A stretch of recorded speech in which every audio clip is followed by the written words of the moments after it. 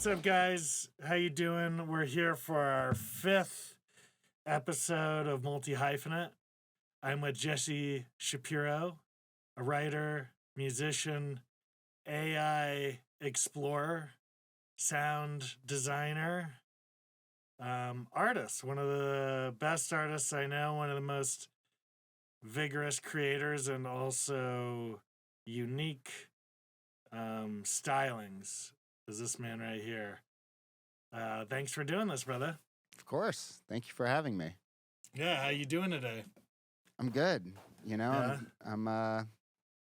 I'm editing, and You work from home now, right? I'm working from home. I trained up in this position over the summer, going into Burbank, into my buddy's shop. I think you know my buddy Kevin. Mm-hmm. You want to talk a little bit about what you're doing there, and we can circle back to it? Yeah, for sure. Yeah. I have been cutting BGs on 2 Dick Wolf shows, Law and Order, the original reboot, and then Law and Order SVU, both of which are in their 20-something season, yeah, 22 and 24, respectively. Yeah, and BG means background for anybody out there who's like, what the fuck? Yeah. And, you know, it's all the noisescapes you hear that you don't really hear, but you know or feel that are there in the background of a scene that make it authentic. Yeah. More so, is that kind of... Yeah, no, that's pretty accurate. It's basically like anything that's not a hard effect that you would see on screen.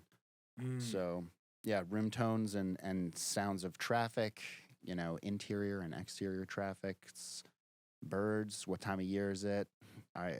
Sparrows in the summer, crows in the winter. Oh, that's interesting. Yeah, that makes total sense, actually.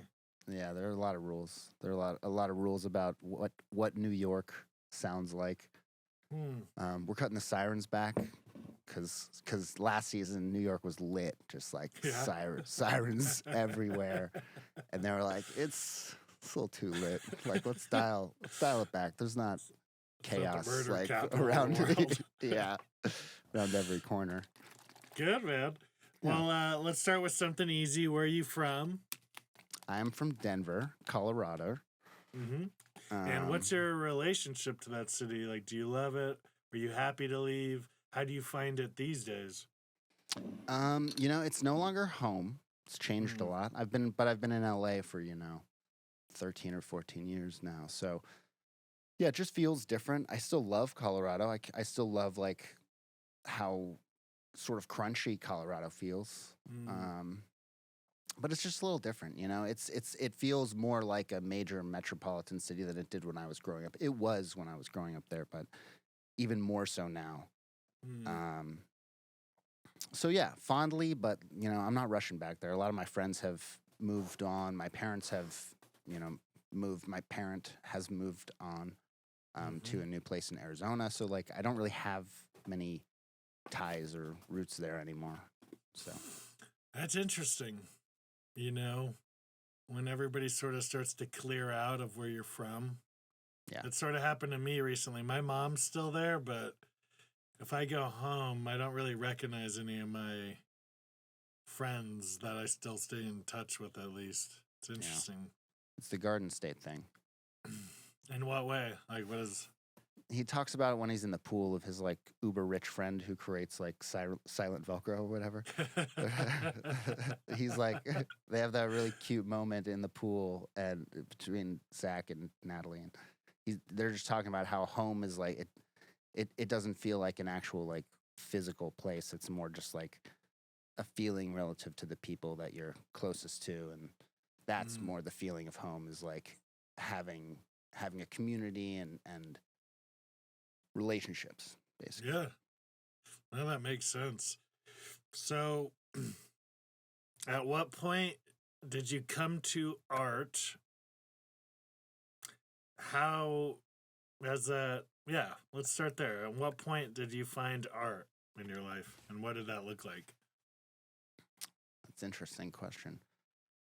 I guess from a super formative time, like, I loved Legos like any kid, but I think the extension of Legos was, like, working with Sculpey, clay, and, like, working with my hands a lot when I was really young, and like kind of like playing out these like massive battles and conflicts with the clay, and like making guns, and they would shoot each other. And like I remember the first rated R movie I saw was Terminator, so like everything was like a hole in your shoulder, and like so it was.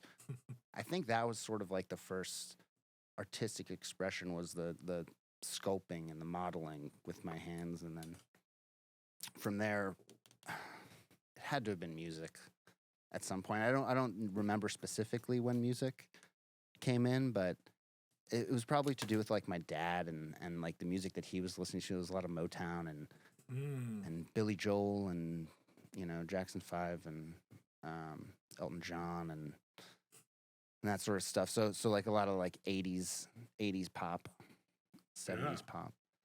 When'd you get your hands on an instrument? How'd that come to be for the first time? I was pretty young in school, and it wasn't like I couldn't like get an instrument because they were like, I don't know if we want to invest, and like I don't know if we want to buy an instrument. So I rented an instrument, and I was taking classes on guitar through my my elementary school and my middle school at the time. So they had like an after school guitar program that I participated in, and then I stuck with that. And then I remember for a birthday I got like a knockoff, like a Fender knockoff, like a Japanese thing. I can't even remember what like a Yakamini or something. It was not Takamine. It was something different. So yeah, I got my first guitar maybe like a year or so after those classes at school. Proved that it wasn't fleeting. Yeah. And then I got my first real guitar when I was bar mitzvahed, and I had a little bit of money, and I bought an actual Fender. But I still have that guitar. This was like a priority to you as a child or a young man. Yeah, by the time I was like 13, I was like, music is the shit. Like, this is the coolest thing ever. And I was like exploring more, and like it was sort of, it was a way where I could push boundaries with my parents. And I remember listening to Offspring. Were you already feeling that at that age? Sorry, were you already feeling the need to push back a little bit at that age? For sure, yeah. And I didn't quite know how to express it or articulate it myself, but it came in the form of music, like wanting to listen to Nevermind or like Offspring smash and like curse and have distortion. And like my dad didn't get it, but that was cool. Yeah. Yeah, absolutely. Oh, I love that.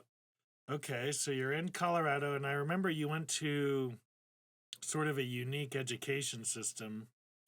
Yeah. Right? And I feel like, I only know you and Harris from that, but you two seem to have a real sense of yourself more than most people when I met you to where you are today. Like, we're all going through it and doing our work on ourselves, but to have a sense of self, a lot of people do not. And I wonder if the school contributed to that. It's a really interesting question. Thank you for saying that. Yeah, the school was unique for sure.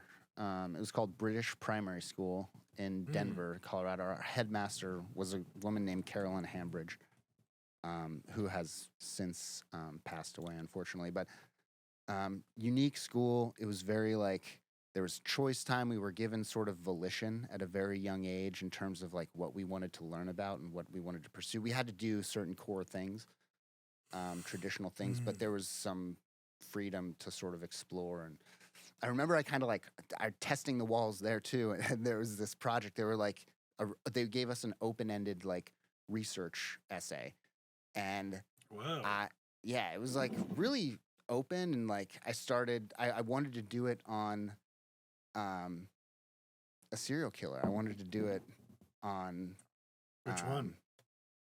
It was fucking Gacy. 60s. No, it wasn't Gacy. It was Zodiac. He carved the swastika on his forehead. I should know his name. It's so obvious. It was right. Helter Skelter.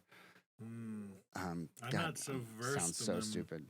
No, that's all right. I should just look this up. Look it up. Yeah. So like you did an essay. Reference it and then be the idiot that does it. Dude, you're fine. You did an essay on this. That's pretty wild. And they wouldn't let me. The point of the story was that they wouldn't let me do the essay on this serial killer. Let's see, who is it? Healthy He was in Skelty. Charles Manson. Yeah, California. Cool. I didn't realize he carved In Nazi jail. symbols. In jail, he carved a swastika, and that was the whole thing with the Merry Pranksters. They were sort of like, it was a lot of like veiled racism about like black people are like polluting the the population, and it all and the Jews, and like it was sort of like bad rhetoric when it came down to it. That's why they sort of like, they bought this land on the outskirts, and it was kind of it was a pretty homogenous group, the Merry Pranksters, and yeah. That's literally what they were called? The Merry The Pranksters. Merry Pranksters? Yeah. Interesting. Yeah. Manson family murders, Helter Skelter. Yeah. Yeah, weird shit. But where were we? How did we get We there? were talking about how British primary school may or may not have contributed to a sense of self. Right. So I was testing boundaries and allowed to sort of explore. Another one, we painted a guillotine with like heads rolling on the gymnasium at our school. Oh, whoa. And teachers saw it, and it stayed up for like a day. They were like, no, we can't. Yeah. So that was another boundary that I was able to find.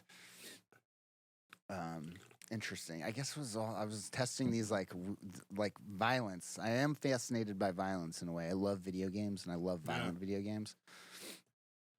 Well, it's definitely human nature, right?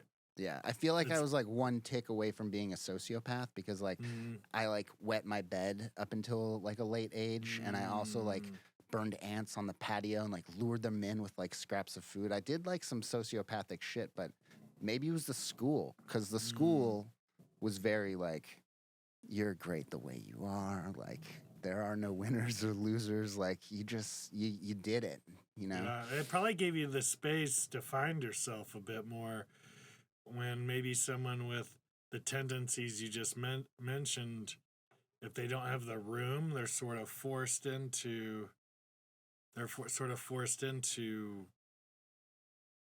the path that's present, because it's all they know. But if someone, because that's what occurs to me as you're talking, is like, you had the freedom, and it sounds like when you pushed the boundaries, people weren't like, you fucking piece of shit, kid. Like, they were like, no. And that was kind of it. Yeah, it was So very it kind gentle, of- gentle steering back to the acceptable, boundaries of exploration. And that actually, I'm realizing right now in this moment, like, potentially, right? I don't know everything about that, but it seems like it allows trust that you can explore and experiment safely. Because I feel like, are an experimental artist, where you're not afraid to like try something totally different. I don't want to judge it, but different than most people are trying. And you'll definitely take a different vantage point.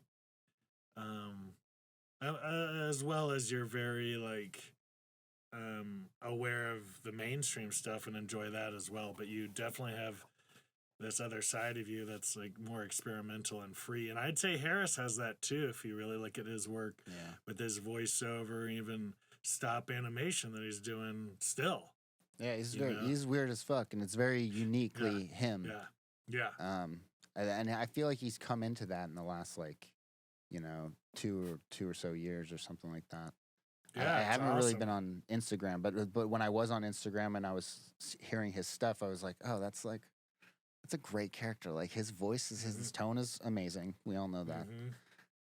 But the actual content of it, I felt he was leaning into himself more. Yeah. And it was fun to see. And it's all swings at bat, right? Like we're just building the muscles there. It's not necessarily about the result of his projects on Instagram, Right on. So at this point, we're in Denver still on this journey. Okay. What and when were you like, I'm moving to LA? So tell me about that journey. What was the experience like telling your folks? How'd you feel? Because like for me, for example, And feel free if you have any questions for me, throw them my way. But, you know, it was like this thing I was always going to do.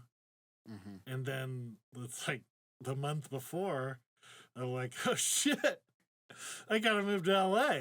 Like, what's that actually going to be like? What am I fucking doing a little bit? Yeah. But I almost like blind, dumb ignorance got me here. Yeah, I mean, so I don't think I knew when I was in Colorado that I was going to come to LA eventually. I think the path was always like this very traditional collegiate path that my parents had set me on, and then that wound up, and then that was sort of like more exploration, and then it was like sort of obvious, like, oh, I need to go to one of two places, and that's LA or New York. Remind me where you went to school? Purdue? In Indiana University. Indiana. Close, yeah. So I went to Indiana. I got a scholarship at Indiana, and I went there. And where'd you get a scholarship for? Just an academic scholarship, like a partial academic scholarship. Nice. So that was kind of and I was kind of following in my parents' footsteps. Their Midwest roots. They're both from Chicago, so being in Indiana felt very familiar and comfortable, and I was the only person from my high school that went there. So that was kind of the thing that was bringing me there, was just the comfort of the Midwest, sort of, and wanting to experience that in a way that had been articulated to me by my parents. So went to Indiana, and then by the end of Indiana, I'd taken a bunch of film classes, and I tried to get into an audio engineering school, and they have a really prestigious audio engineering school and a music school, and I knew I didn't want to do the music school because it was all very it was very rigid and classical, and that's just not who I was. Maybe from going to BPS, I was just wanting to experiment. And what I was wanting to say earlier about pushing boundaries and experimenting, I feel like I can do that in audio.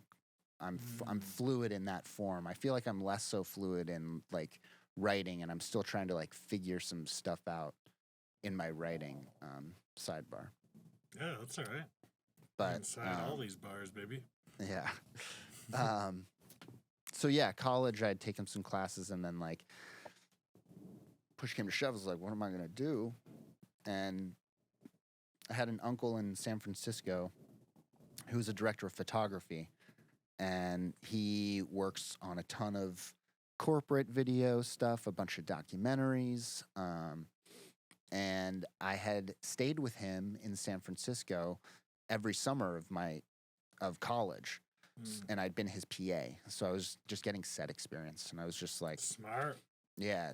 So this said I was helping the gaffer, this, maybe I was holding the boom on this, like changing out lenses and doing like AC type duties, but on a small scale, like not on like a big film, thing.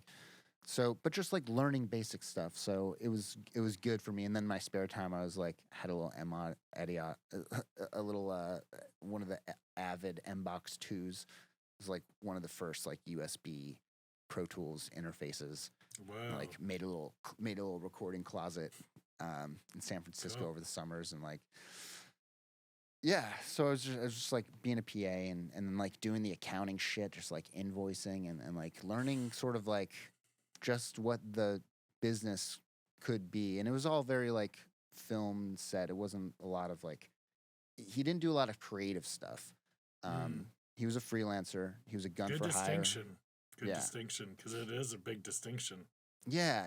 And not to say that it wasn't creative. It was just like the parameters of what you were doing were like just a lot tighter. So like if you're doing a talking head interview, it's like you can't go fucking crazy with the talking head interview. Right. And it was a lot of that. You can't go crazy with the product shot. Like the product shot, needs to look nice and functional or edible or whatever it is. So you can't go fucking crazy with it. Should I be swearing? Do you care? Oh, absolutely. Be you. Does it matter? Okay. Yeah. Not for me. So, yeah, learning a lot of stuff, a lot of technical stuff, but it didn't feel super creative, even though like it was creative adjacent. It was like how to light a set, like what is 3-point lighting, stuff like that. Like what's a Kino flow versus a 2-par, and like just like sets, how to wrap a cable, like stuff like that. So you know? important. Yeah, just like just basic stuff that when you go on set and you don't know kind of like reveals you as as the guy who's never experienced any of this stuff. And then a guy came and spoke at Indiana when it was kind of like a job fair type thing, and people from the industry, the entertainment industry, were speaking to us. And this guy came from LA. He was like a set audio guy who had ties to a post audio house called Larson Studios in the heart of Hollywood. So spoke to him, kind of hit it off. I think we were both Jewish. If I remember correctly, there's some sort of connection. I don't know if it was familial or like, I can't remember, but he introduced me to the studio manager. I ended up going out there with my dad, sat down with the studio manager, interviewed me. He was like, "You want it? Here's what it is. Unpaid internship. Like, you're going to be getting lunches sometimes. You can like look over people's shoulders and like see if it grows." Because that's kind of how every internship works. It's sort of like you get to be here, and then once you're there, you get to network. And then how well you network will depend on if you get hired or not. So, damn, great advice and great. Like, he let you in right away. That's amazing. yeah. So that was pretty cool. And they were working on some real shit. They were doing like Deal or No Deal. It's Always Sunny in Philadelphia. Post sound. They're doing all the post sound for this. So most of the editorial, they were walking the Foley. So do you want to, for the civilian, that would just be like anything that wasn't recorded on set? I mean, even stuff that was recorded on set, but especially stuff that wasn't recorded like in the room. Yeah. Right? Yeah, so they're shooting a lot of ADR. There's a lot of like ISDN ADR with actors. They were coming in because a lot of the actors were local, but sometimes they weren't. So it was, this actor's in New York. We're going to ISDN them and track them remotely into Pro Tools to get this wild line that wasn't good enough. It wasn't captured well enough on set. So, yeah, a lot of that stuff, a lot of editorial, and then not a lot of final mixes. They did have some indie films coming in, and they would do everything. They would do the final mix there as well. And then the night business, because they were open 24/7, the night business was like a lot of film restoration and a lot of like dubs for foreign versions and stuff. So it was sort of interesting shop. So I started interning there, and then the economy crashed. And I was like, 2000. What year? That was 2008, right? That's when I graduated. 2008 and 9, yeah. Yeah, 2008 and 9. The economy tanked, and I remember when it happened, we were all like huddled and we listened to George Bush like talk about it, and I feel like we were also listening to like Sarah Palin was also in the news. Oh my God, I forgot about her. Yeah, sidebar. But like, they huddled us all together, all the interns, and they were like, "Guys, we're not going to be able to hire you for the foreseeable future, so feel free to stay or feel free to leave." And I was like, "Oh, God, I kind of like invested a lot of time here, but like, I should probably look around." And I found another connection at a production company on the Warner Brothers lot, which was Silver Pictures / Dark Castle. It's Joel Silver's two shingles that were on the lot back then. One was the big tentpole franchise, Silver Pictures, which did like Lethal Weapon and then Matrix. Die Hard. Indiana Jones. Die Hard was also with Fox, not Indiana Jones. That's Amblin. But then Matrix, and the most recent one was Sherlock Holmes. That's right. With Downey Jr. With Downey Jr. and Jude Law and Downey Jr.'s wife was producer with Joel.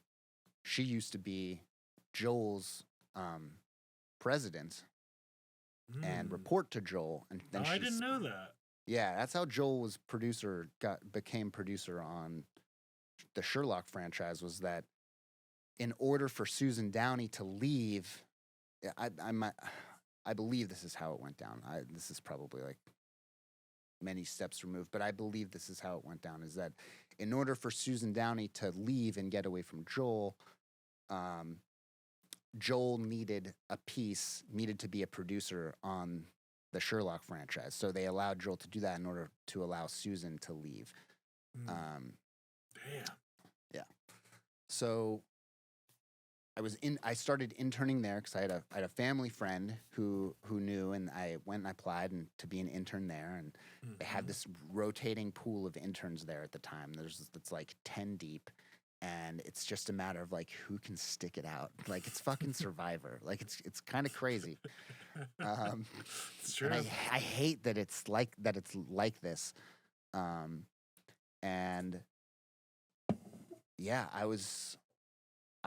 honestly, I was lucky enough that I had help from my parents in order to be getting through this period, because I was like trying to earn money myself. I was also an extra. I was doing like central casting and doing background work on stuff. Like I was in Alvin and the Chipmunks 2 and like just like weird random like me too, man. stuff. I was on 2 shows that were canceled. It's so funny. I remember my dad came up once my first year and he found one of my pay stubs from being an extra. Nice. And it was $56 for 8 hours or whatever, and he was like, what the fuck is this? Yeah. And I'm like, it's the best I could do at this moment. That's what it is. Yeah.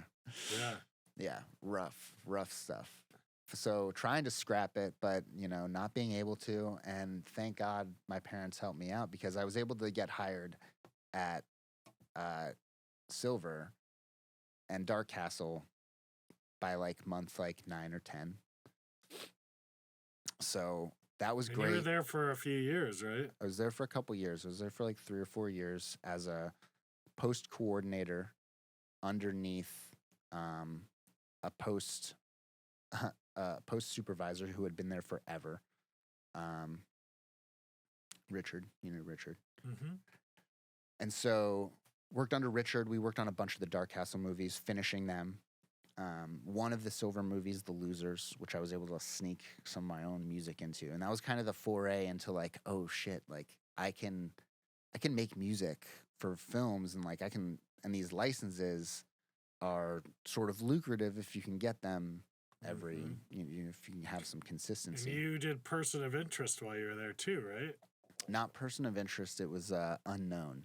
Unknown. It was like a Taken. It was like a Taken Alike thing with Jim Caviezel. Well, I'll give it a little more credit than that. No, it wasn't Jim Caviezel. It was like Liam Neeson and. Oh, I thought you played something in a TV show early on. When we were at the Tahunga house, you brought something over, and maybe it didn't stick. But anyway, there was a Jim Caviezel like hour long that was on for a few seasons. And I feel like I thought you had something in there. Maybe. Anyway, Unknown with Liam Neeson. Jesus. Yeah, Unknown with Liam Neeson and January Jones, and then The Losers, and then Apparition. That's amazing. Yeah, so that was cool. That was like, oh shit, like I can make money with my music. So like, I started to try and get away from post, because I just saw that like a lot of the post supervisors weren't happy. They just were, sort of taskmasters. They weren't doing creative stuff. Again, that distinction of like, I'm like kind of creative adjacent, and like we would get to kind of like contribute creatively when like editorial ran into problems with things, when it was like, this isn't really making sense. Like, does anybody have a better idea for how this like scene can turn, or how like we can sell this gag or set this thing up or like pay this thing off? So, but by that time you're already like super constrained by what the thing is already. It's like you're trying to fix it in post, guys, and we all know what that is. It's a thing for a reason. It's never gonna be great. Yeah. When you're doing that, I think. Yeah, I agree. It's not going to be what it could have been. That's for sure. Right. With proper planning and vision and all the things. So I was looking around. These dudes aren't very happy. They're kind of just like little task rabbits. And I started trying to get away a little bit. And I'd sold some music. And I walked away from... This is kind of a funny story. I walked away from Silver to become a PA on the Gangster Squad film. Ruben Fleischer. The Ruben Fleischer Gangster Squad film. With Ryan Gosling and Emma Stone and huge cast, yeah. Josh Brolin. Brolin, and huge monster cast. So like, I was in that production office for like a month, and I was getting lunches for everybody, and like, didn't like it, didn't care. I ended up losing petty cash one day. I've never told anybody this story. I ended up petty cash is cash purposefully around for quick exchanges of money. If a PA has to go like buy a fucking hard drive or go get coffees, this is like, you know, maybe it's becoming less and less because of Venmo and stuff. But we used to have and the record keeping on it is fucking bullshit because everybody does it different. Yeah. But anyway, sorry. Yeah. So I have the petty cash, which is just money to spend on lunches and odds and ends that the production office needs me to go out and get. I lose $100, and I'm honest, and I'm and like I feel awful about it. I think I end up going and just like taking it out. Like it's a big deal to me at the time. Like $100 is a lot of money. Yeah. And so like I go to my ATM and I take it out and I'm like, oh fuck, like, oh god damn it. But I'm like, I don't know why I did this. I don't know why I still told them. I should have just fucking gone to the bank, taken the hundo out, replaced it, not said a goddamn thing. My naive ass is fucking. I have another one of those stories where I like said the exact wrong thing and it gate kept me out of the situation. So I lose the hundo. I tell them, I'm like, I replaced it. I'm sorry. And like, why did I fucking tell them? I'm so stupid. A week later, they're like, so sorry, Jesse. Like, we have a producer who has a must hire, and in order to make space for him, we got to let you go. And I was like, I know that's not the reason. And even if it is the reason, it's like, that's also a shitty reason. Yeah. But it happened. So I got let go. The other one was when I was doing central casting work, looking for jobs.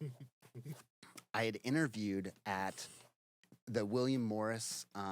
What was it? William Morris merged with Endeavor. With Endeavor, that's right. Yeah, WME.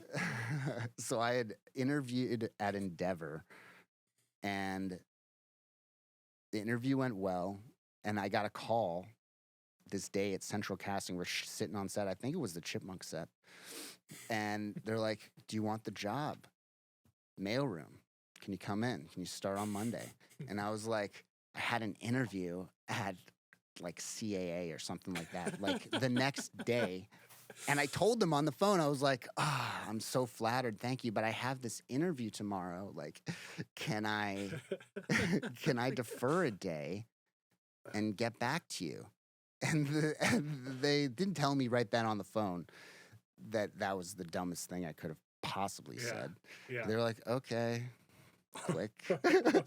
And then I do the other interview, and I'm like, I should do the Endeavor thing. Like, I want the Endeavor thing. So I call the guy back who I'd been interacting with, and I'm like, I think I'm gonna accept the job.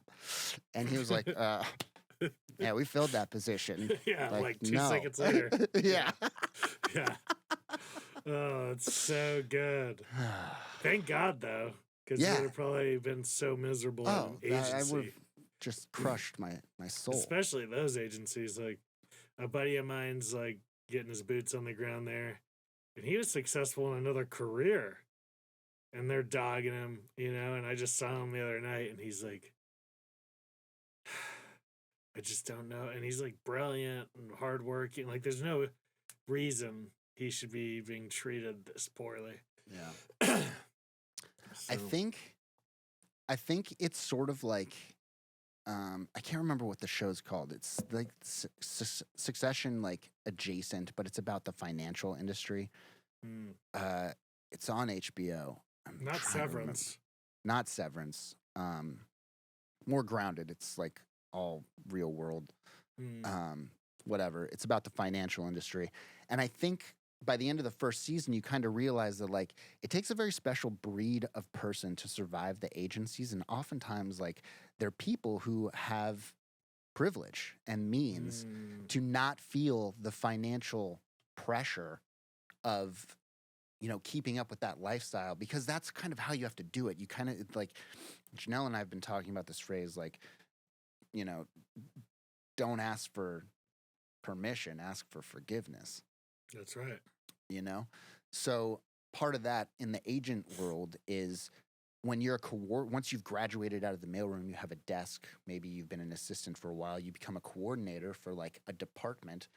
Once you've become that coordinator, like, it's kind of on your plate to advance into a junior or to an agent position.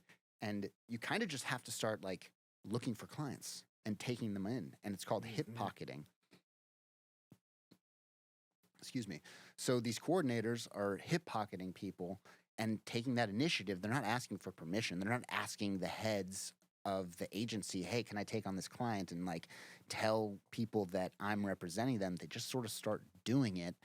And based off of how that goes, it kind of shifts how people view them in the company, and then they are allowed to become agents and it's also like, once I'm able to generate a sale for one of these clients that I've taken on, then I'm sort of an agent already. Yeah. But they have to take the initiative and sort of do it. There's no like path. Like, I'm sure they could have mentors that help them and urge them along, but ultimately they need to take that initiative and just start doing That is very specific.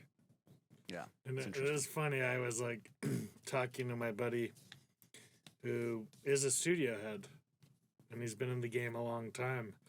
And he's just like, man, these agents, these managers, you know, he's like, there's very few that I want to interact with. And I'm like, wow, okay, it's not just me, right? It's the guys at the other end of the spectrum too, who are like, oh, fuck. Yeah, it's an interesting world, that's for sure. I got very lucky. My commercial agent, Jennifer York, is fucking amazing, and she believes in me.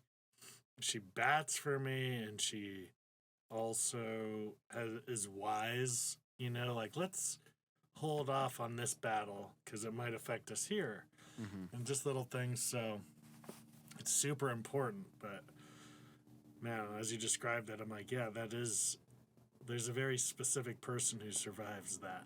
Yeah. And that's not like you're weak. It's just like, who wants to deal with that shit? Yeah.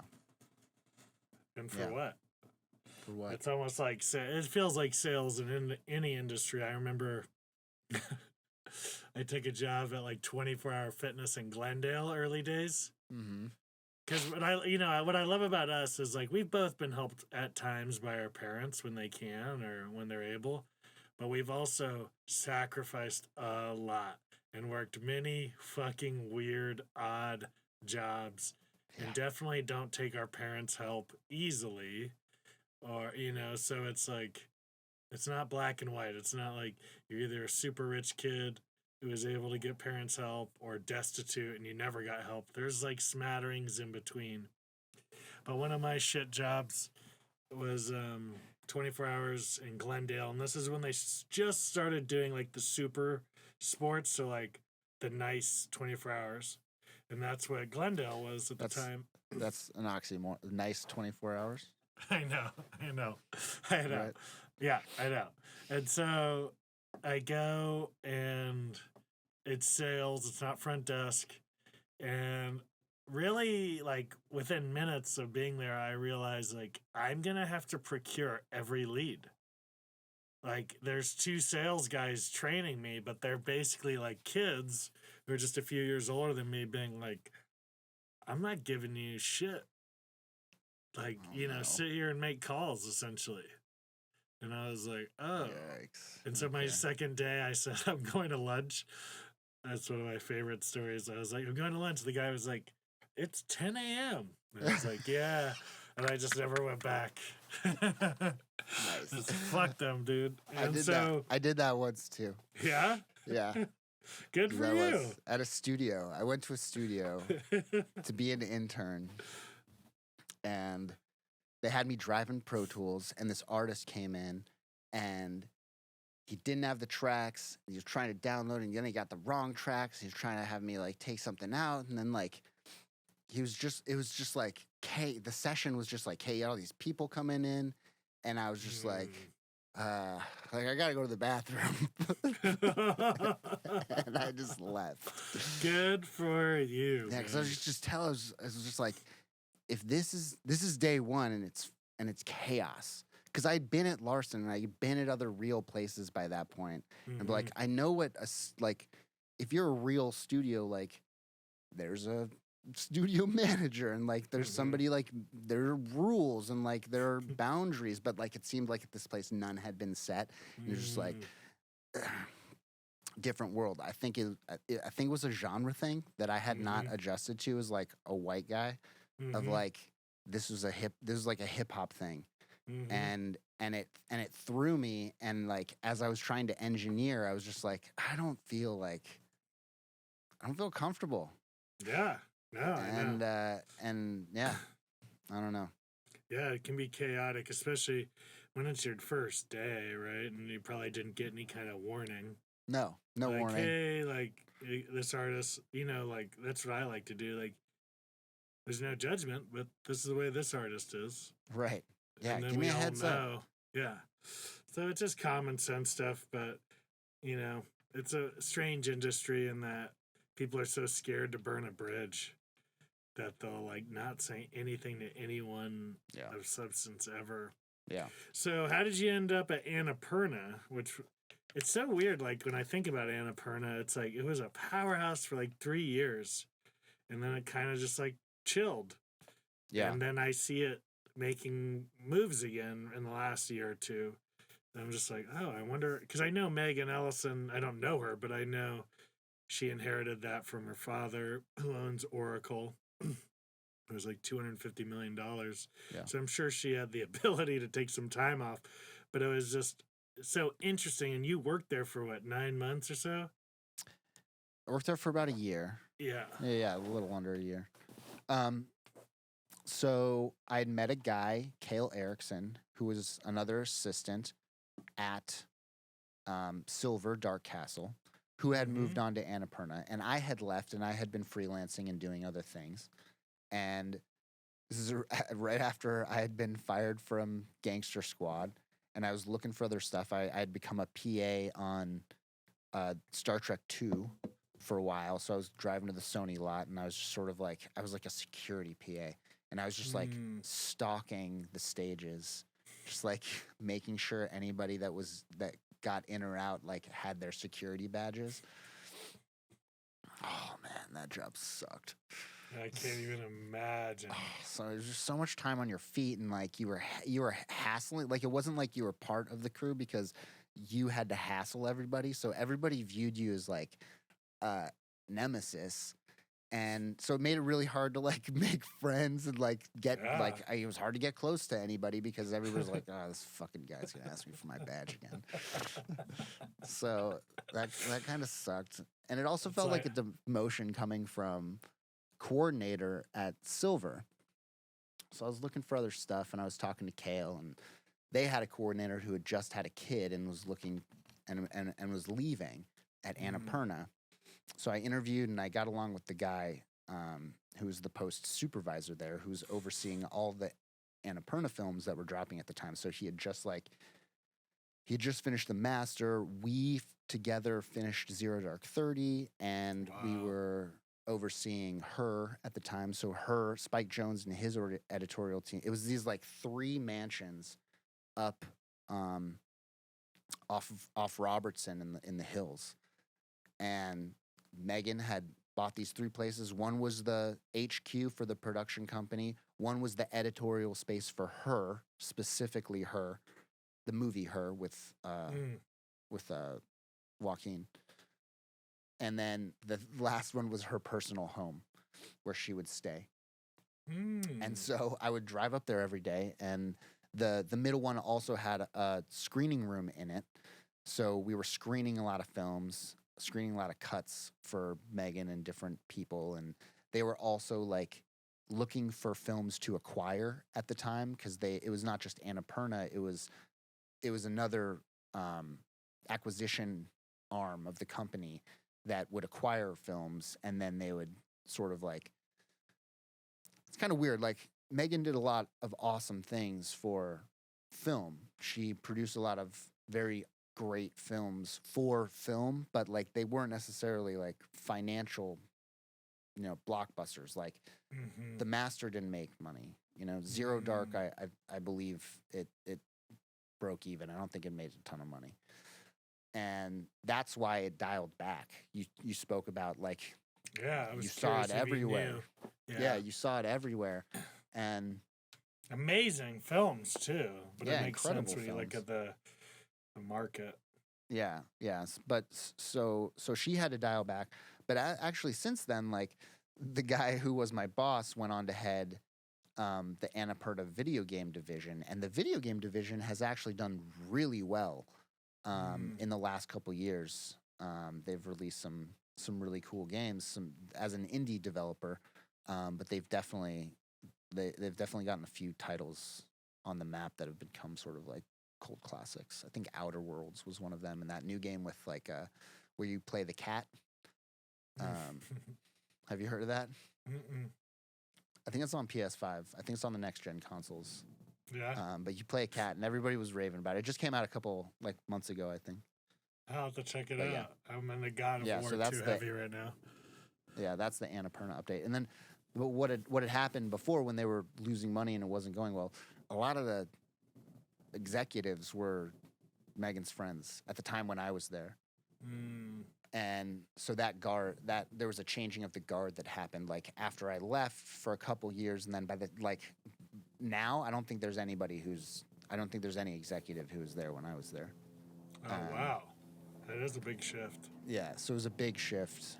So I don't really know like I only see what they release as of late. So I know they're still releasing films, but I think they're acquiring more than they're actually producing themselves.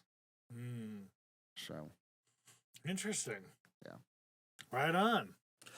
Well, let's get into some specific art projects. Okay. Do you want to talk about the LMNOP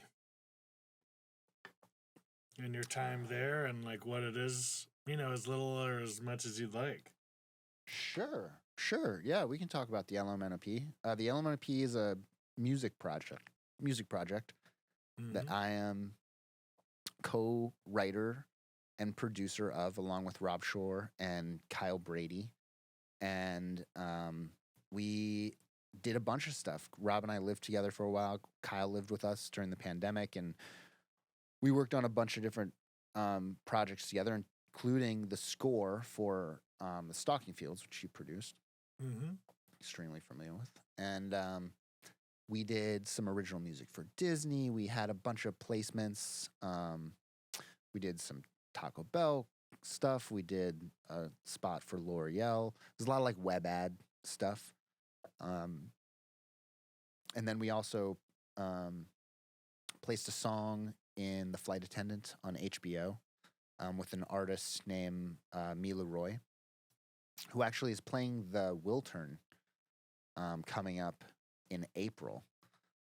Headlining? I don't know if he's headlining or not. It's a good question. Wow. I would guess no, because he's relatively unknown. But sometimes they have smaller acts at the Wiltern. Yeah, it's a huge venue. So. Yeah. We kind of had a moment where we were, after the pandemic, we were like, what should we do? We had done the Disney songs like right before the pandemic, and like we kind of lost a lot of momentum, as I'm sure a lot of people can relate to in the pandemic. Like a lot of stuff closed down, and a lot of sessions became remote. A lot of things went remote, and like our momentum kind of felt like it chilled. I don't know if anybody else relates to it, but it just felt like a cooling off, and we were sort of like searching about what we wanted to do, and had a lot of time to sort of like introspect and talk to each other about it. And I think when we came out of the pandemic, Kyle, Rob, and I had a couple discussions where it was clear that each of us had a different idea of where they saw the group going and what they wanted to do.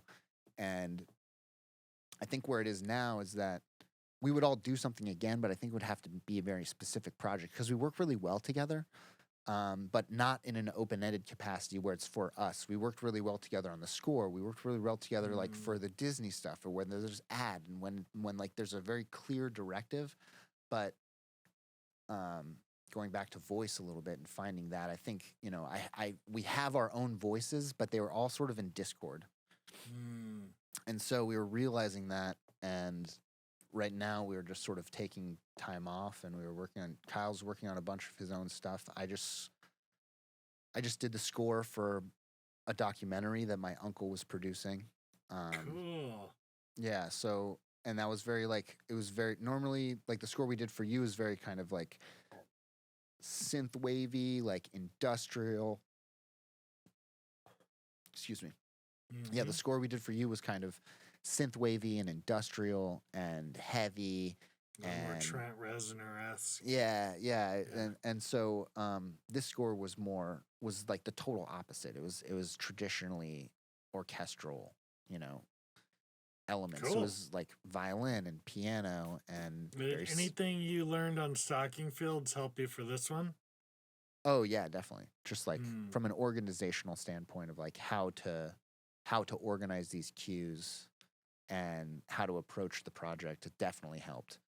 And it was also like something I was doing, like I kind of bit off a lot where like I agreed to do this film, but I was also doing my first round of Dick Wolf shows. So during the week, I'm 5 days a week editing 2 of these shows. And then on the weekends, I'm composing the score. And it was just a lot. And like I got through the first round, like I've done my first round, and now I'm addressing some notes and tweaks right now on the score. So it's not like quite done, but it's pretty close. Good. Yeah, so it's been a lot I bet. doing that. Yeah, because you can get ear fatigue. People don't know that, right? Just by listening all day, you're like zapped or just flat out drained from a work day to then go and be creative. Yeah, both. It's really hard.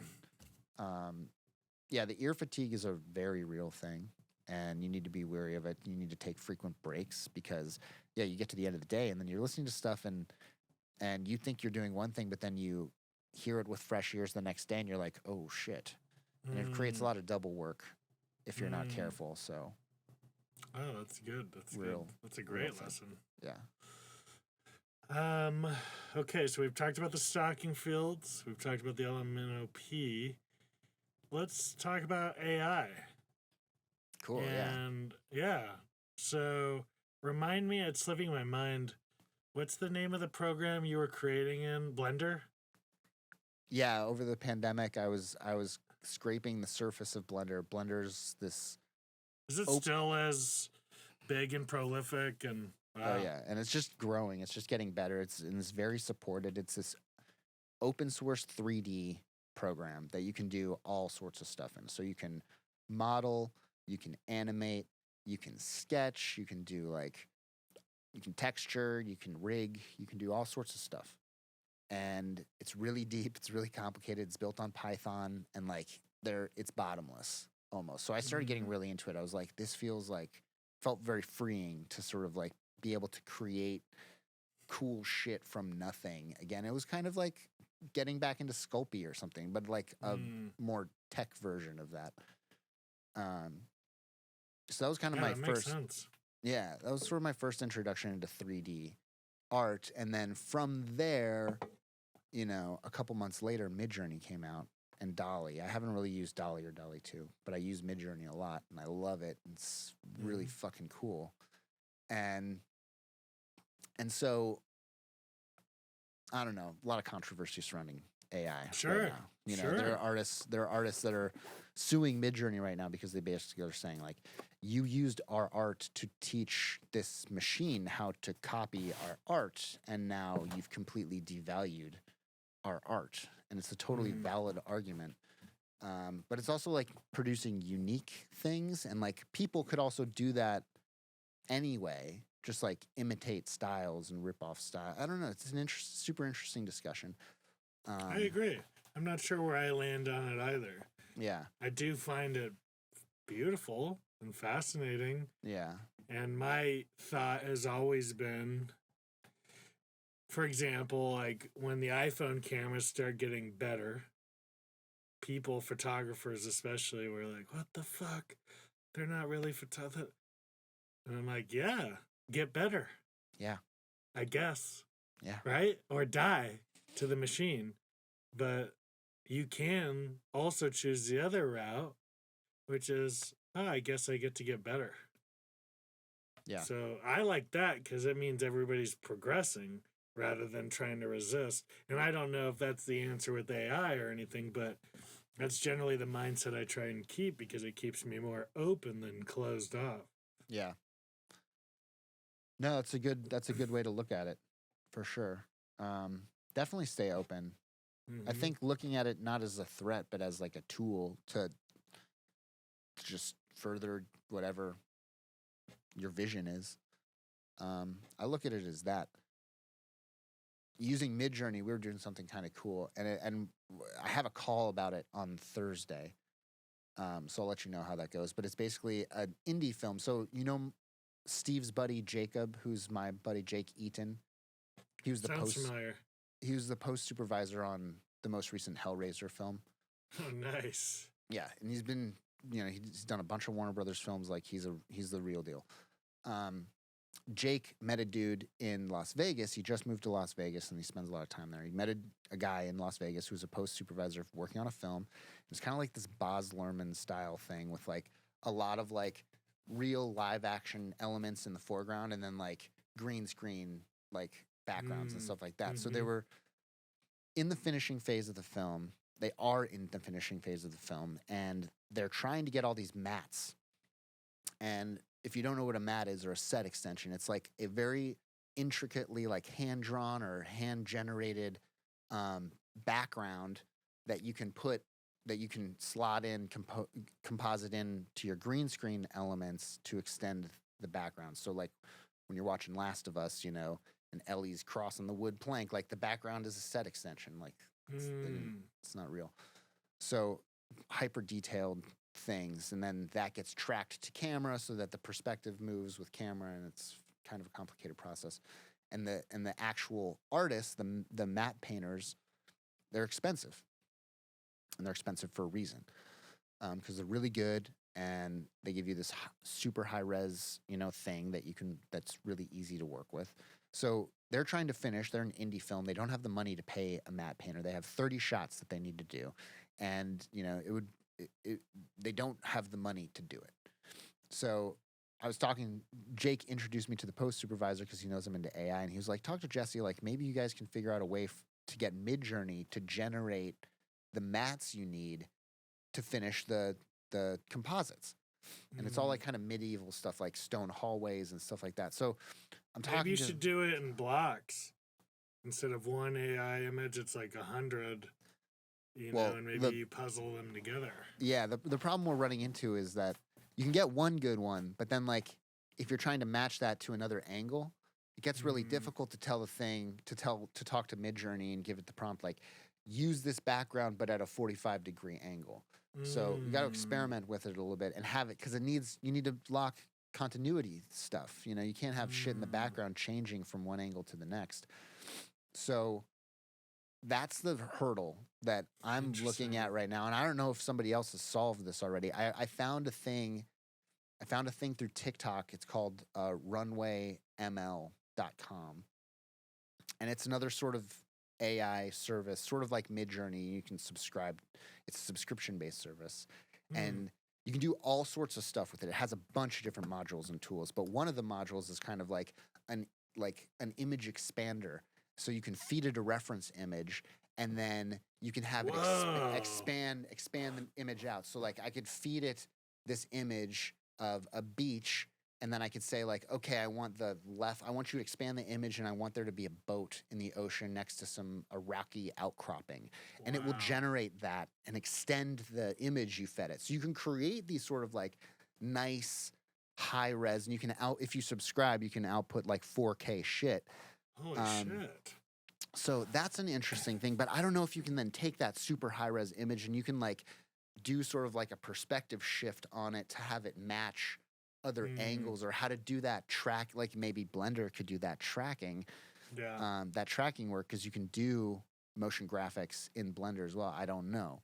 but stuff I'm Damn, exploring. So that's really cool. I think it'd be really cool to do that. I'm sure that we're going to see AI, we're going to see AI video generators and animators really soon.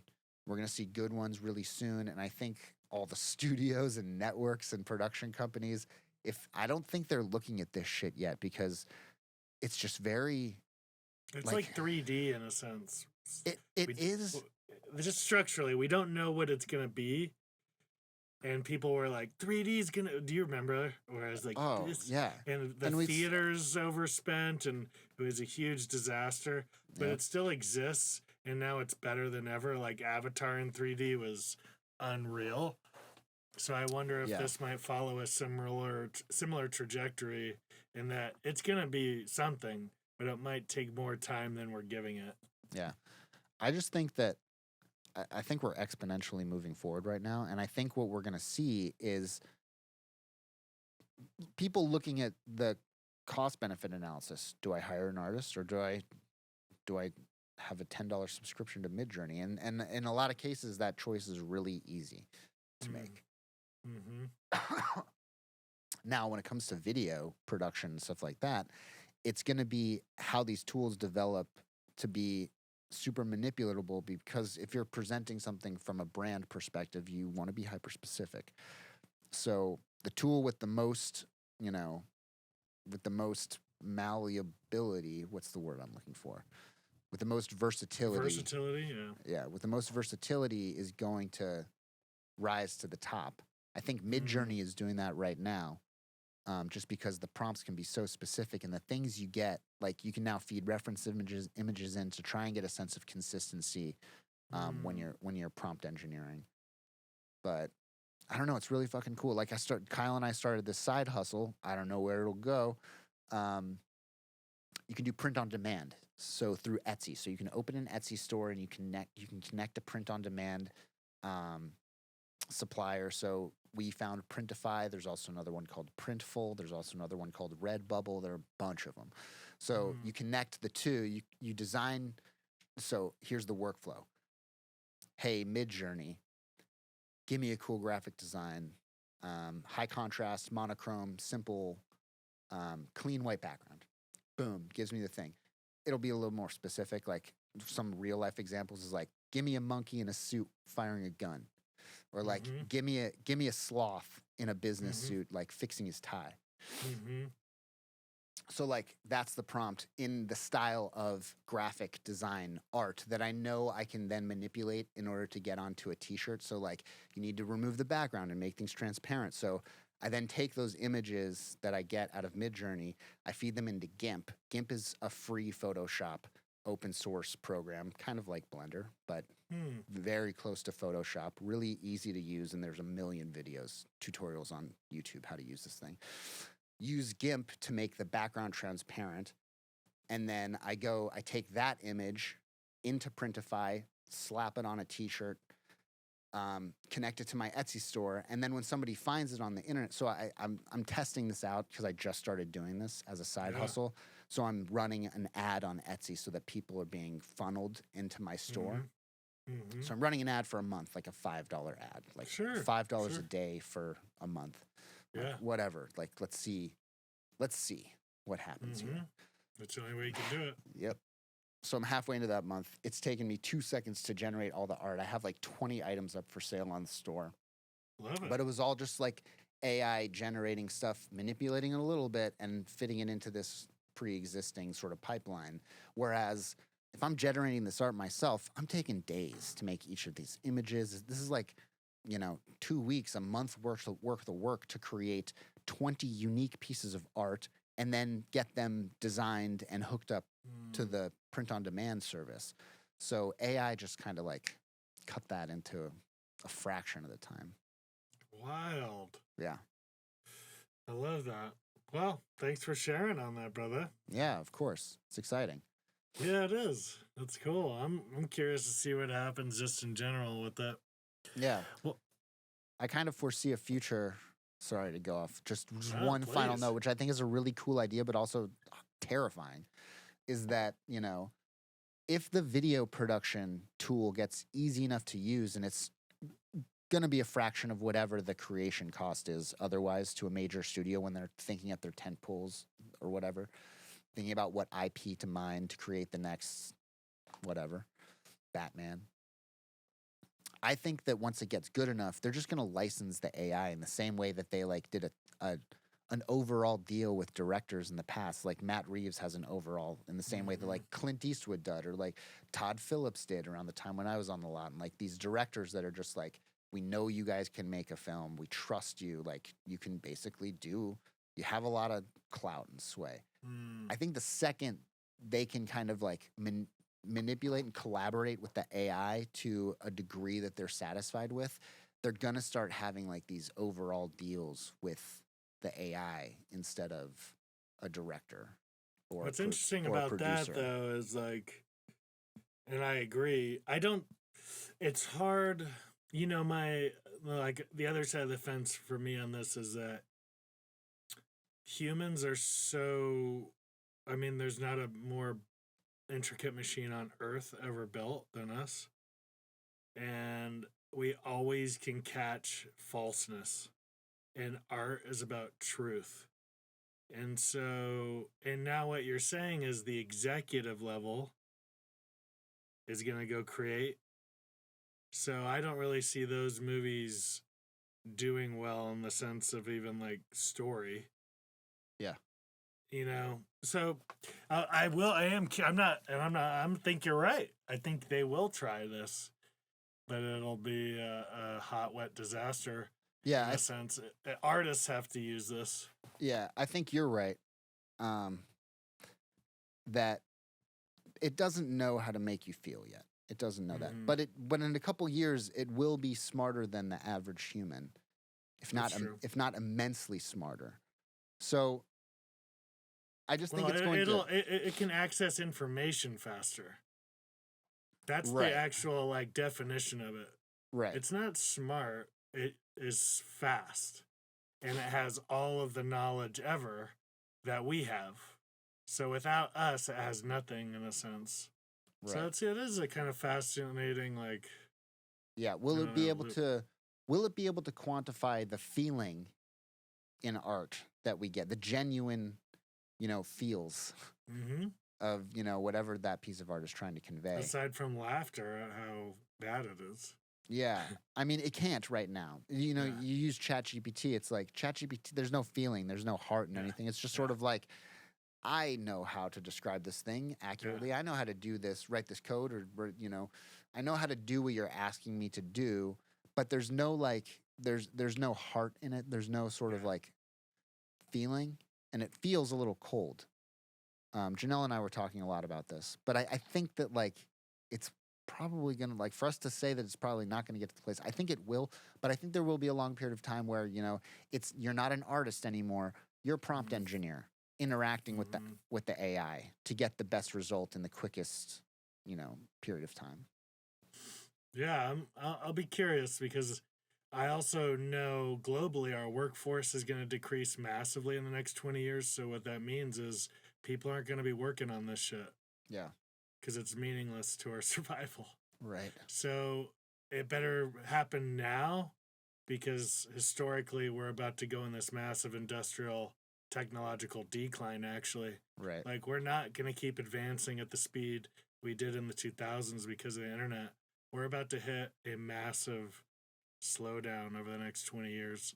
So I'll be curious if we get there before that because there's just not going to be, like, if you look at the job market right now, the young people, they're not going into this field necessarily. And there's a massive, like, there's not going to be pilots. Do you know that almost 50,000 pilots are going to be retiring in the next 5 years? Wow. Like, just little things like that, like little hands-on. So I'm curious, I'm curious. I'm hopeful, but it is cold because there's no human component behind it. Yeah. Would you trust a self-driving plane to get you from point A to point B? Not yet. No? Not yet. Those self-driving Teslas are... I'm not like, oh, they're so bad or even morally opposed, but they got to work the kinks out. I don't even update my phone right away. Like, one of them just got in a high-speed chase, and the driver was asleep.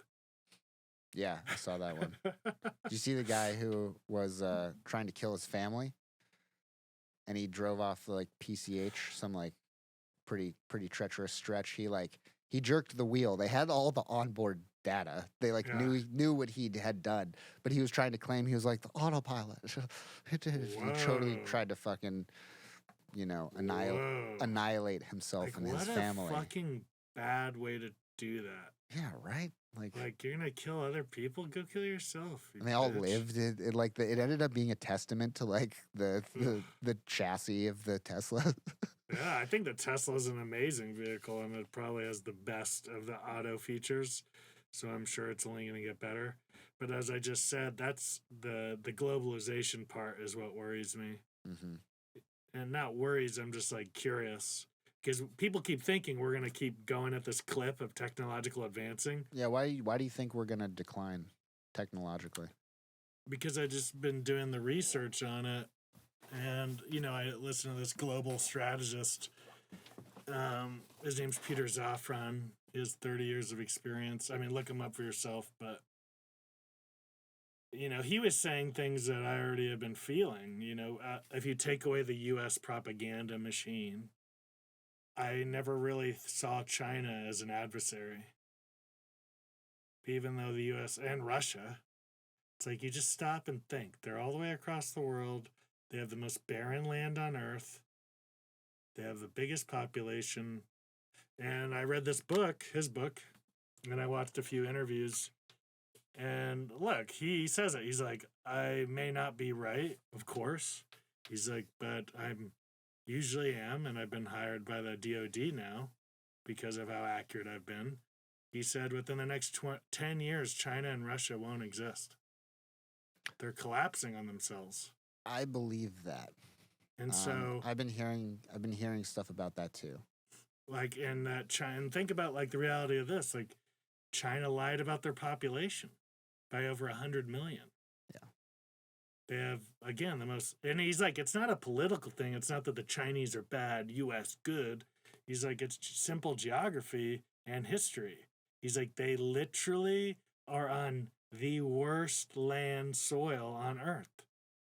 And Russia's like in a very similar boat, but has different reasons. And so I'm just looking at the population of the world. He says 500 million Chinese are going to starve in the next 10 years. And there's nothing we can do about it.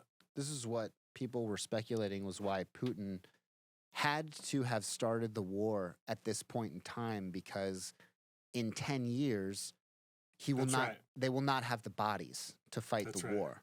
Because they will not have the young people anymore. They already don't. They already don't, and we're seeing it. Yeah, we're seeing it. But this is kind of like the last moment where he could have pulled this shit and had the bodies, because traditionally that's all that Russia has done. Throw bodies at war. Is throw bodies at it. Yeah. So. Yeah, I mean, I'm doing it a disservice. Like, the guy's so educated. He's so rational. I mean, he's kind of cheeky, so it's fun to listen to him. Because you'll see really quickly his breadth of knowledge, and it's just fascinating to me because he's the one who's like, life is about to get very frontiers again. He's like, the world as we know it right now is done. It's you can tell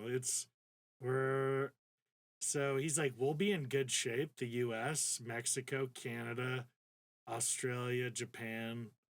He's like, but the rest of the world, Europe, is going to be in real shit. And he said the only way we help China is if they do such a on their knees begging for mercy, surrender. That's the only way the U.S. will step in. Otherwise, the CCP is going to take their ship down with them. And so it's just really, and India is going to do really well, he says, because, and again, it's all geography he's going off of and history. And this is just sort of the cycle of history. So it's kind of interesting what he was saying. Like, we're still going to have technology, but our growth rate right now is like peaking, or it already peaked, because we literally don't have mechanics, carpenters, like these things that build society where we don't have them anymore. Yeah. So there's going to be this period, I'm guessing, of absolute shock to the system. where we're like, how do we have 10,000 lawyers but 500 carpenters? Right. You know, there's just going to be this shift. And so, yeah, I don't know. And again, what do I know? No, that's a really interesting example. And to bring it back to AI a little bit, just in relation to technology in general, like lawyers should be scared right now because ChatGPT and 3 and 4 can write contracts for people.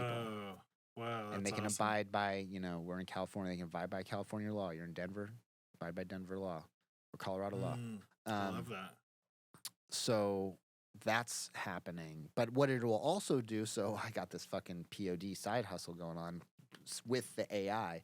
Yeah. What it's going to do is make handmade goods and make craft goods more valuable.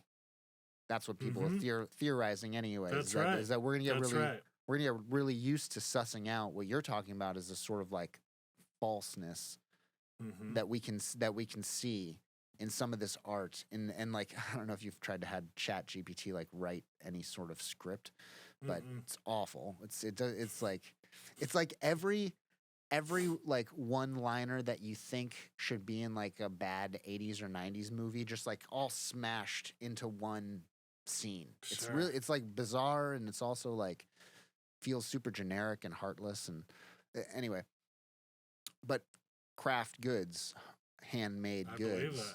There's still art to this day, right? Like, go pay a cobbler in Italy for shoes. Right. See how much that rents you. Right. And like, I agree. So I'm not worried.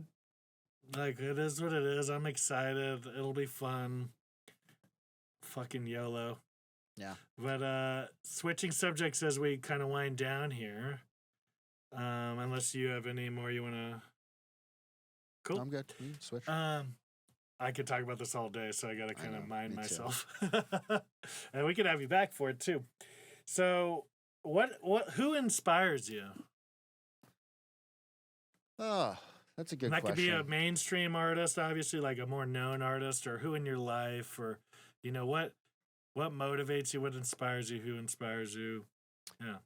I mean, like Jesse 10 years ago would say definitely like Trent Reznor and Atticus Ross and great reference, yeah. Yeah, some of these guys who kind of pioneered the more aggressive synth industrial score stuff, stemming from Nine Inch Nails and all that. Now, I don't know. I feel like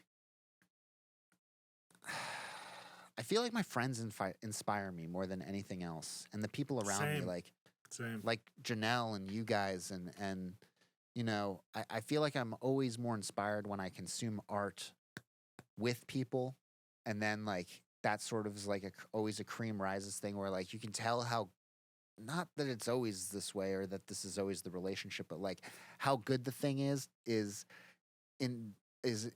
correlated with how long you think about it afterwards or talk about it with your friends afterwards. So how long it sort of like rattles around and like resonates with you, I think is like correlated with its actual value. Now that's just me, and obviously like that's a very personal way to evaluate. I love that, though. Yeah, to evaluate art, but that's sort of how I feel. Like Janelle and I watch a lot of TV now together, and we sort of analyze everything. And because she's an immigrant who came here when she was 12, she doesn't have the same perspective as I do, and I'm sort of learning that as I rewatch things with her and see things through her eyes. Like we just rewatched like Pulp Fiction, and and I was like juiced to rewatch it. I was like, this is gonna be so much fun. Like I love this movie. Like I could quote this movie. Like it's gonna be so good. We watched this movie, and she's kind of like, meh.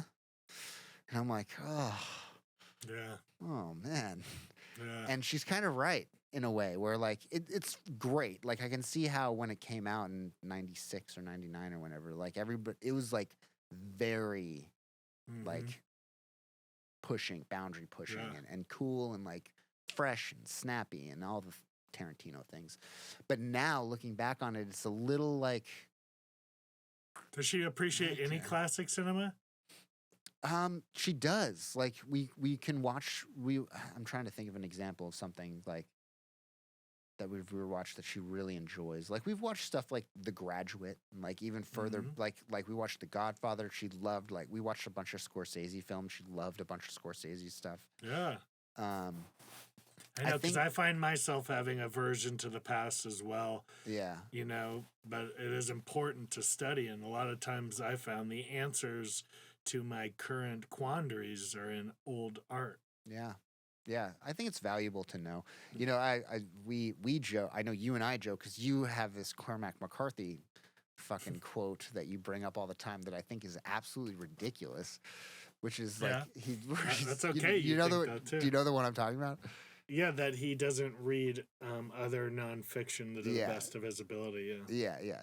But I feel like so he doesn't accidentally take it. Right. And maybe his opinions changed. I read this 13 years ago and never dropped it for some reason. Right. But, and it stuck with me too. Yeah, like you because you never hear that. You never hear that. Yeah. Right. And I feel like the discussion in Hollywood and when I was at Silver and like in development rooms, like it was always just everything was a reference, you know. And that's how Joel's mind worked. It was like this dude's mind is like archival when it comes to Hollywood film, and he can be like, oh no, the fucking, you know, it was like this back in the day. It was 1964, and he did this when he walked to the room, and it's like, make it like that, and it's like, oh shit, like, so 100%. specific, and like, I really understood the value of that, like in an editorial sense, but also in just like a writing sense, just like an awareness of what has been done, so that you're not redoing something, so that you're, or that you're aware that you're doing the same thing, but now you have to put a little. You've got to do same but different. You know, you can do the same thing, but do same but different, so that I'm interested in it. Yeah, absolutely. And I don't ascribe to that at all. I just, I won't say at all, but I found recently, like, and Kyle and I have been kicking around about this the last 2 months, that I'm just like so done with watching TV most nights. Like, I'm just like, I'm watching people do the thing I want to do while I'm not doing it.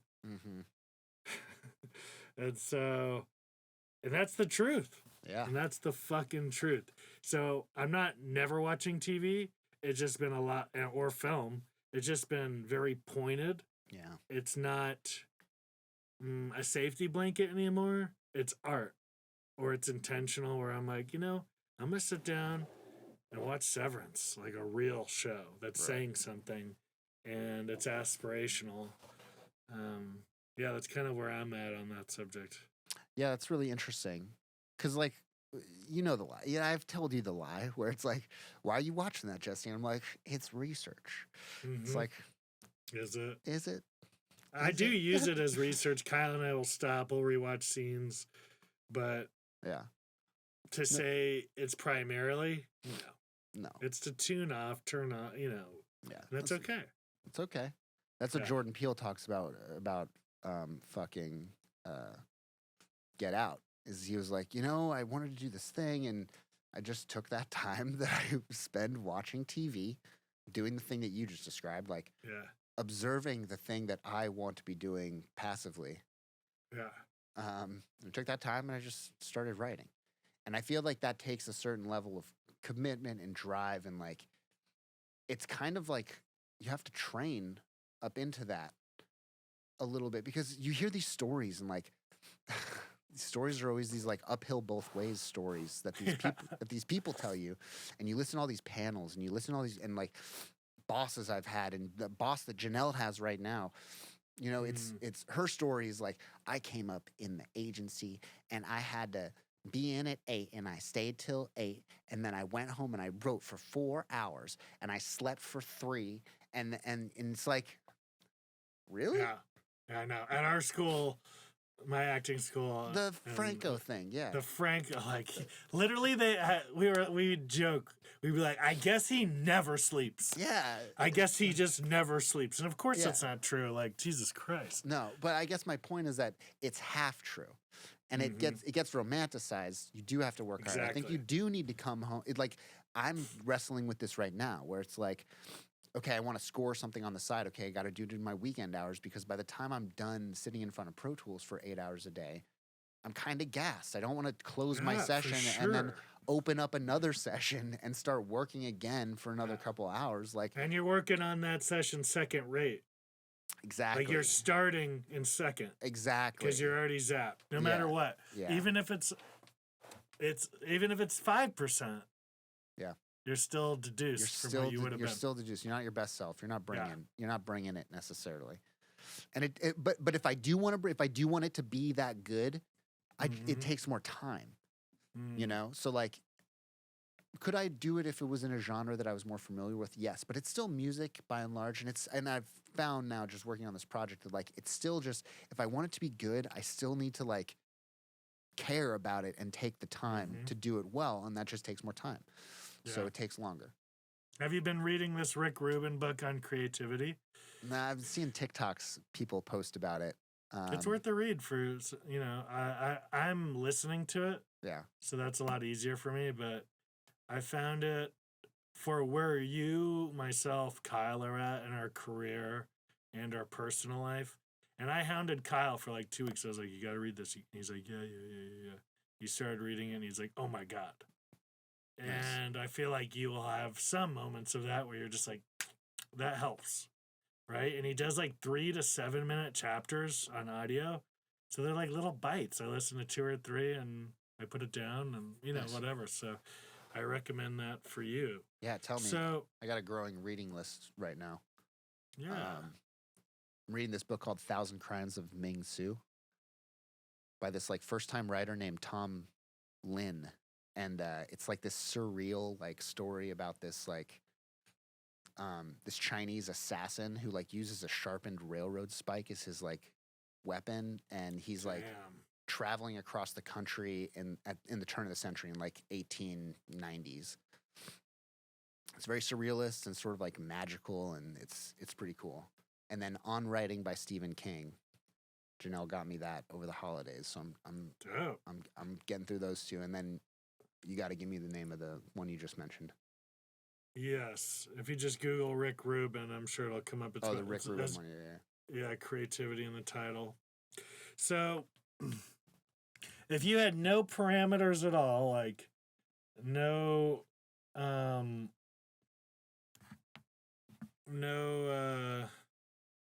like the way it should be or the way it is, what is your dream?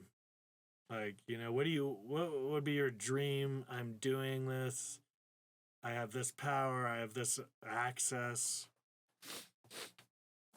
It's a good question. It's also a hard question. Yeah, for sure.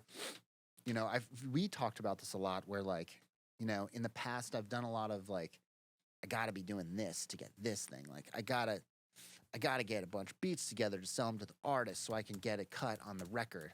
And like had these very specific goals. I gotta get in touch with the music supervisor so that I can, you know, pitch them my music so that I can get into the show, like get into the film, and like these hyper-specific goals that we were working towards in LMNOP.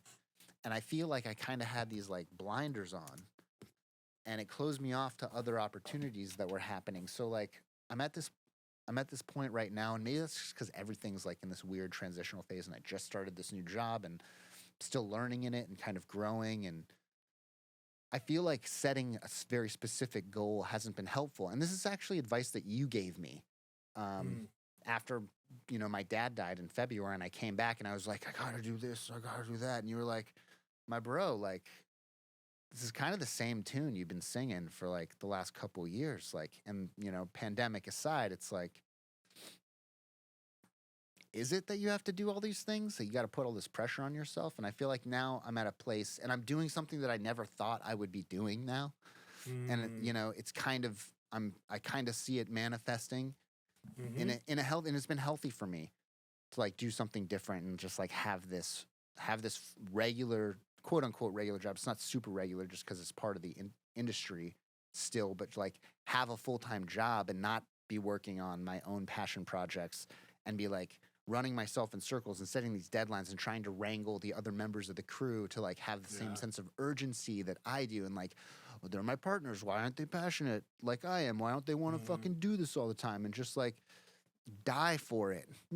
Like, why? And Mm-hmm. it's like, no one's going to die for it but you, buddy. Like, Mm-hmm.